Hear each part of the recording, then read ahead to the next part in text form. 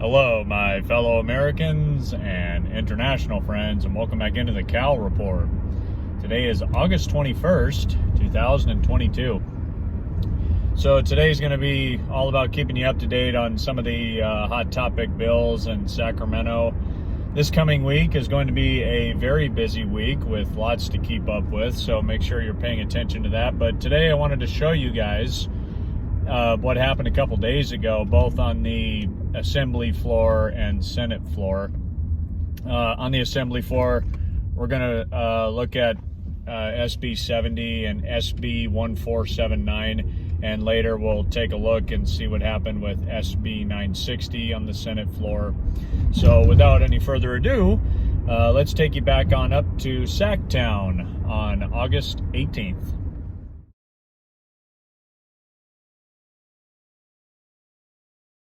Senate Bill 70 by Senator Rubio and others, an accolade in the kindergarten. Assemblymember Quirk-Silva, you are recognized. Thank you, Mr. Speaker. I rise to present SB 70 on behalf of Senator Rubio, which would ensure that children receive critical instruction in their earliest years of learning. Specifically, SB 70 will require students to complete 1 year of kindergarten prior to entering the first grade of a public elementary school or charter school. To be clear, this bill is not changing the compulsory age.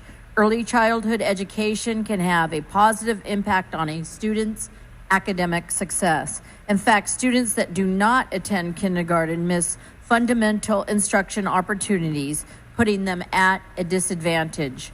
Across the state, we have seen large drops in enrollment. Last year, the California Department of Education released data highlighting enrollment drop of over 160,000 students, with over 61,000 of those students related to kindergarten enrollment. In low-income neighborhoods, this decline is about 3 times as large in recent years. Clearly, in incoming school years, teachers will see a greater variance of skills among first-grade students and beyond. We need to give children an opportunity to reach their full potential, and kindergarten is a key. I respectfully ask for an aye vote. Thank you, Assemblymember Quirk-Silva. Seeing and hearing no further discussion or debate, the clerk will open the roll. All those who desire to vote, please vote. All those who desire to vote, please vote. All those who desire to vote, please vote. The clerk will close the roll and tally the votes. Ayes 45, noes 10. That measure passes. What kind of critical instruction is she talking about? I have a pretty good idea. I love how she talks about the significant drop-off in enrollment. Kevin Kiley actually tweeted out this week that, and you'll hear him talk about it here in a moment when we get to the other bill, but he tweeted out that 50,000 kids alone were absent on the first day for LA Unified School District. But the Assemblywoman won't talk about why. Of course not, because then she'd have to admit that parents don't want their kids to be sexually indoctrinated. All the crap that's going on in the schools right now, it's unbelievable. Specifically, SB 1479 would require schools that have a COVID-19 testing plan that is consistent with with CDPH or the local health department guidance. CDPH has worked through the pandemic to ensure school districts have good testing guidance and support, but there is currently no requirement for a plan. Without a plan in place, some school districts leave parents in the dark. Parents have a right to know if their children have been exposed to serious disease. Schools must let their parents know when there are positive COVID cases at the school, just like they do when a student has lice. SB 1479 would also provide transparency and accountability for workplace safety to teachers and other school employees. I respectfully ask for your aye vote. Thank you, Ms. Agar-Curry. Assemblymember Kiley, you're recognized. It's time for our schools to be educational institutions rather than arms of the public health bureaucracy. This state has had the most onerous school shutdowns and mandates and testing regime of any state in the country, and we have done inestimable harm to our students as a result.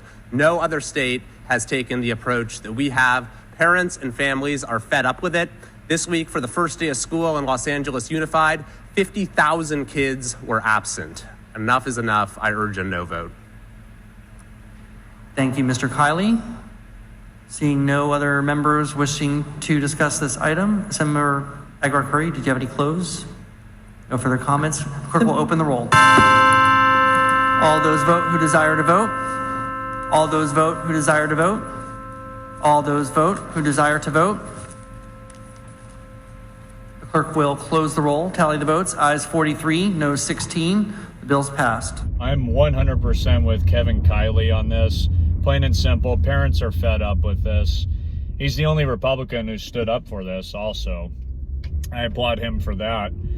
But we need more. We need a lot more support. And it's disappointing how we just don't have that much support at all up in Sacramento. But anyway, let's head on over to the state Senate floor and check in with what's going on with SB 960. SB 960 has back on concurrence. However, it has chaptering out amendments that were made to avoid conflict with AB 2229. And just as a reminder, SB 960 allows our law enforcement agencies to hire California residents who have full legal work authorization, and it allows them to be peace officers. It is supported by the police chiefs and was brought to me by the UC system, who confronted not being able to hire qualified cadets who had completed their law enforcement academy. And with that, I ask for your aye vote. Is there any discussion or debate on this item, members? Seeing none, please call the roll. Aye. Wachowski. Aye. Wiener. Aye. Wilk. Please call the absent members. Bates. Durazo. Hurtado. Roth. Wilk. No. Ayes 28, noes 8. The amendments are confirmed. I'm sure Gavin Newsom can't wait to sign this bill into law. After all he ever does is advocate for lawlessness. We'll see what happens. Anyways, that's it for today. Really appreciate you guys watching my video. As always, be sure to hit that like button, leave a comment, or please subscribe to the channel. Always appreciate it, guys. And of course, this podcast is done in association with Conservative Patriots of Orange County. That's what's going on in California. God bless, take care, and I'll see you all next time.